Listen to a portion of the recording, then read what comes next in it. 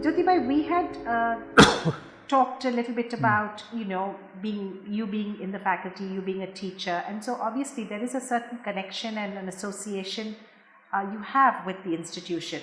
However distant and clinical we may be, but when we spend a large portion of our lives in certain surroundings, we do have unintended sometimes, but we do have emotional connections with them. So during the time you were there, I'm sure you had certain aspirations and agendas for the institution, because you had traveled, because you as an artist yourself would obviously know what is required for young artists to grow. So that was one framework whilst you were there, and what your desires to make the institution become, whether you fulfilled it, whether you saw it being fulfilled. And then you retired and you have left, and you have still continued to be part of the city, and within the city, the college is part of that city as well. So directly or indirectly, you still remain in some ways connected to the college. How do you view the college as an institution of value today? And do you feel that within your time and after your time, has this institution managed to be what it can be, what you would like it to be? And what do you think it fulfills, if anything at all, besides just the rudimentaries of teaching art? After joining the college here, I also read few things, and from whatever I had read, through literature and other sources, that too much attachment makes you unhappy, so that somehow or other I had that kind of a phobia for attachment with almost anything or anybody. I'm only trying to look back. I do not know exactly whether I had this kind of argument with myself, but I think it developed that attitude. Then the growth was also, I had realized that it was not necessarily linear always. I had seen caterpillar while growing would turn into cocoon. It won't remain a caterpillar anymore. Absolutely. And then from cocoon the butterfly appears. So though it is in a way growth, something surprising happens at every stage. And I saw the same thing, that when college started, it was there was a time frame. Baroda was almost a small city, when you compare it with today's scale. There was hardly any cars. Almost everybody was either walking or using cycles. In fact, Baroda and Pune were two cities where there were people using maximum bicycles. And people were wearing either very simple clothes. In fact, after 2-3 years, I saw influence of Chaudhary Sahab and Mani Sahab, and because we were taken to villages, fairs, so people started picking up nicer clothes, but simple Indian handlooms and cotton. So that kind of thing. I can use the term Indianized more. Yes. The Western influence became little less. So those kind of values keep on changing along with change all around. The city was changing, the country was changing, the politics was changing. People had started forgetting what had happened in 1857 or till 1942. Most of them had no idea at all, because they were born after 47 eventually. So I never even had that kind of a hope or feeling that college should develop only in one way. We were fortunate earlier that because it was a new college, and many people, many good artists who had been to other countries and had seen better art schools and kind of art education, were eager to help us. They didn't stay here permanently, but so they took interest, and that goal was done. Because this was the first college, it became very known for what we were doing. But eventually, other universities started the more or less same kind of a course. They all followed our syllabus with minor changes. Yes. So that kind of a requirement became less and less. And it's like, once I had gone to in Himalayas. So we, if there was a nice mountain, we tried to climb. We means there were 2 or 3 of my friends also, thinking that we arrived. But when you go there, you know that there are more, and it goes on and on. But when you go to small place like Pavagadh or the kind of hills we have in Gujarat, all effort takes is just to climb it.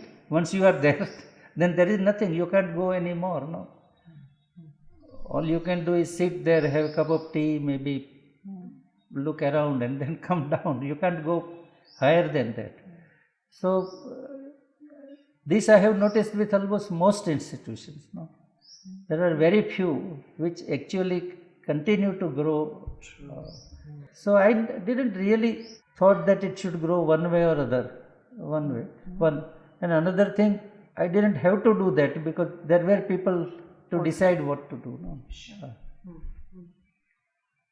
But earlier there was either very little political, interference, or people in university were able to look after that, take care of, and in a way protect us, because this being a kind of a new institutions, many people were unable to understand why. We were even asked why we were giving 30 days for a sculptor to make one in examination paper. Why not 3 hours like any other papers in other university? So that kind of ignorance was also there among those who were running the university. So it keeps on and on. But then the country itself started getting corrupted by politicians. That it remained democratic in a very narrow sense. Whatever, they went on defining democracy according to their own. And eventually the vice chancellors, because they were appointed by whoever was ruling in Gandhinagar. So that's where I lost interest, and then because of, again, going back to childhood, my father was very much involved in freedom movement and something. He had worked with many people who eventually became ministers, etc. And he saw the difference, what they were before and what they became afterwards. So, though he was invited often to join the bandwagon, but he refused. Not only that, he had got a very prominent signboard written by some painter, that is signboard painter, that any politicians of past, present or future is not allowed to enter in this house. That board, so I had grown up with that. So I also, even without thinking much, perhaps got colored by that thing. So in fact, when it comes, this word politics itself frightens me. When we talk about art politics, it's very different than the kind of politics, but somehow it creates same kind of image. So that was one. Another thing I realized, because in my house, I had my father had one photograph. He got it enlarged and painted by some local painter. So his grandfather, his father, and 2 uncles, and I know that how they had changed. I don't know when they moved to Bhavnagar, but we were known as Bhatt from a village called Bumbli, Bumbli na Bhatt. It sounds very nice to hear, and I had seen Bumbli. It was a very small village, maybe 500-600 people, no? And the kind of people who were there. So I can imagine that my great grandfather, maybe in dhoti and open A and with janoi and maybe no hair, choti, something. Now these people were wearing dhoti because that was continuation, but because they were police officers, they also had coat with those 4 pockets and straps here and like that. Again pagdi, maybe tilak. So that was the change. I had also seen photographs of my father where he had given up dhoti, but he still was wearing cap. Earlier kind of a cap with embroidery and something which was very common, but then he shifted to Gandhi topi. Then I saw myself that I had given up all those. So I realized that something which appears different was not really different. No. I mean, appearance was different and core was, it took longer time to get changed. No. So then whatever was happening, I eventually saw that people had started giving up the Punjabi kurtas and handloom sari picked up from some village, and eventually jean entered, and then t-shirts entered with messages. But their core is more or less same. No? So it didn't even appear like really change. No? It's just we make, if we make chapati in one way, and if there are leftover, my mother was cutting that into pieces and making sabji, and I loved that even more. So that kind of a metamorphosis, that's the way I saw, except things became little more dirtier. It was always dirty. I mean, we only cleaned it once, say here on Gandhi Jayanti.